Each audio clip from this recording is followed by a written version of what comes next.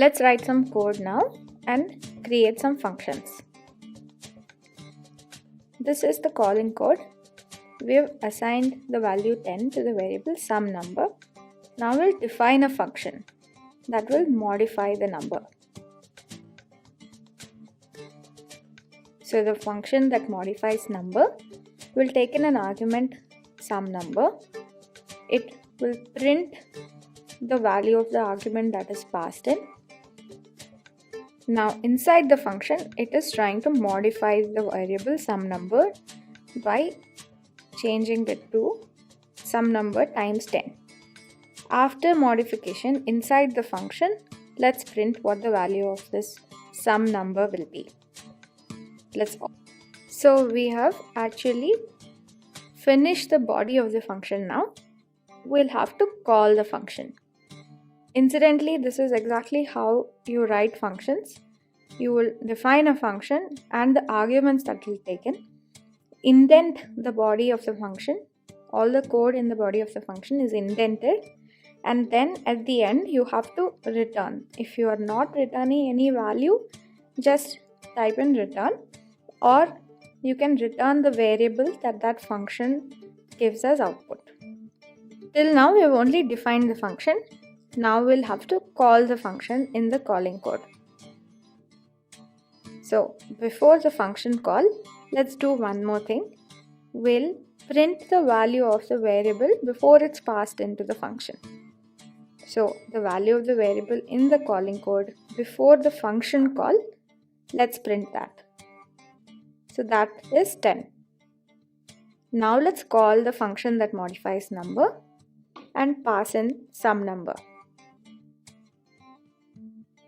So when the argument is passed in, the value of the variable is 10.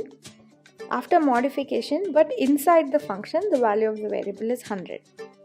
Now let's again print the value of the variable in the calling code, but after this function call has happened.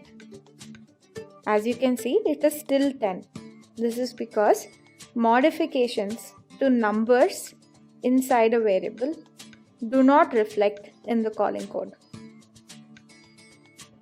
Similarly, even if you try to reassign the number, that change would not reflect in the calling code. So we've started off with sum number as a variable to which we have assigned the value 11. As we discussed in the previous class, this means that the tag sum number has been added to this object 11. Now in the body of the function, we do something very similar to what we did in the previous function.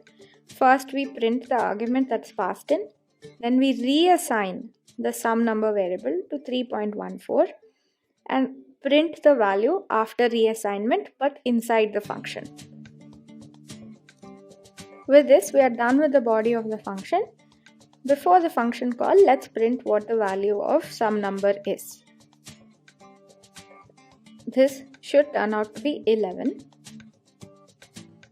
And as we can see, the value that's printed is 11.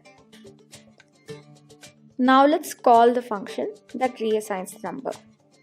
When you pass in the variable sum number to this function, it basically creates a duplicate or a cloned name tag on the same object 11. And when you reassign it, that clone name tag is taken and assigned to this object 3.14. So inside the function, the value when you print it will be 3.14, but outside the function when you try to print it, since the original name tag sum number is still on the object 11, when you try to print it in the calling code, the variable will still be 11. This was just a recap of what we learned in the last class. When in Python and in Java, variable arguments are passed in as object references. And this means that if the function reassigns a number or a numeric argument, the result in the calling code will not change. And if a function modifies the number, then also it will not reflect.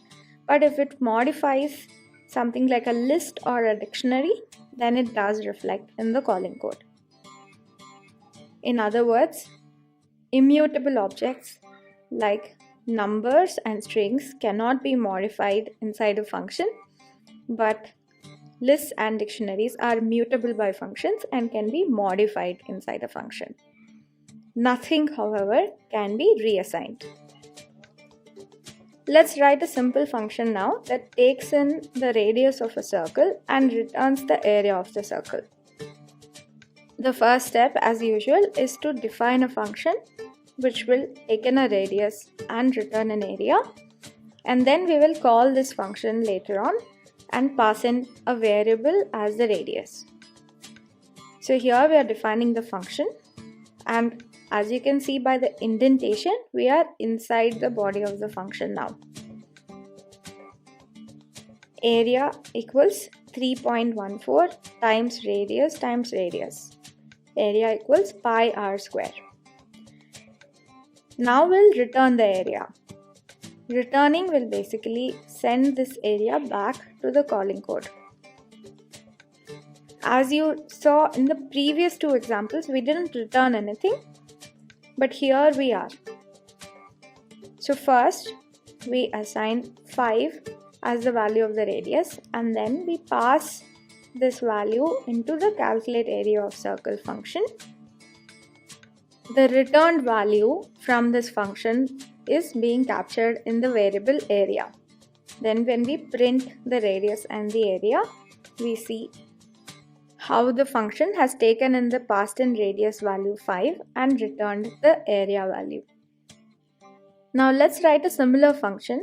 This, instead of returning the area for outside usage, just prints it to screen, so it doesn't return any value. Again, let's define the function. Def print area of circle, which takes in the radius. The indentation has changed, so we are again inside the body of the function now. Now we'll print the area of the circle given the radius. We're not calculating it and returning it as a value to the calling code. Notice how there is no return statement in the function body. Now you could also have included a return statement but not returned any variable. So this function will just do its thing. It will print to screen inside the function itself, but it will not return anything as the last function did. In fact, if you try to assign this particular function's return value to a variable like we did the last time, and you checked the type of that variable, you would get none. Let's write a function now that's a little more complicated. We'll basically take a list of radii, a list of numbers which are radii of circles, and then return a list of areas. You know how to do this. You'll just use a for loop. Just take the code that would use the for loop and iterate over this list of radii and put it inside a function. That's all. So here's the function that calculates area of many circles all at once. It takes in a radius list. Inside the function, again the indentation has changed to indicate that we will write a for loop.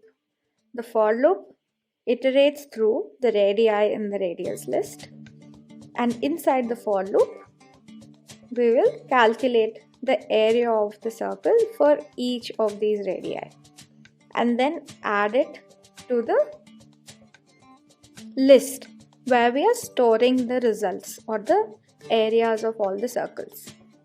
So before the for loop, we forgot to do one thing. We need to define an empty list where we will hold the areas that we will calculate, and this is the variable that the function will return. So inside the for loop, we'll append the area of the current circle to the results list, and once the for loop is done, we return the results list. Notice how the indentations are done. You need to be careful that the return results list is at the same level as the for loop and not indented to be inside the for loop. Now let's call the function. So we'll give it a radius list which has the values 1, 2, 3, 4, and we should get a list of the areas of all the circles with the radii 1, 2, 3, 4. And there we are. One last problem to solve. Taken a list of radii just like we did in this problem, but instead of just one output per circle, return two outputs, the area and the circumference. How will you do that? It's pretty simple. Maintain two lists, one for the list of area of circles, one for the list of circumferences of circles, and then return a dictionary with two keys, one with the list of areas and one with the list of circumferences. So let's go ahead and define the function and put all of this code in the body of the function. The function takes in a radius list. We are again indenting so that we are inside the body of the function. Now we have one list which is an empty list for the areas and another initialized list for the circumferences, and let's set up a result hash, a dictionary which will store the areas and the circumferences both, and this result hash is what we will return as the output of this function. The next part is pretty similar to what we did before. We'll iterate through the radii in radius list using a for loop. The indentation changes to show we are inside the for loop again. Now area result list, we'll append the area of the circle, and to the circumference result list we'll append the circumference of the circle. So in one step inside the for loop, we have added the area and circumference of the current circle we are iterating through our result hash. Once we are done with the for loop, we'll return the result hash, and this will be a dictionary which has both the list of areas of this list of circles and the list of circumferences. So let's now initialize a radius list with a list of radii and call the function calculate area and circumference. We'll pass it the radius list and store the result in result map. Then let's print out the result. The /n that we are using will make sure that the radius list, the areas and the circumferences all get printed in different lines, and there is our result. We have the list of radii, the list of areas and the list of circumferences for these circles.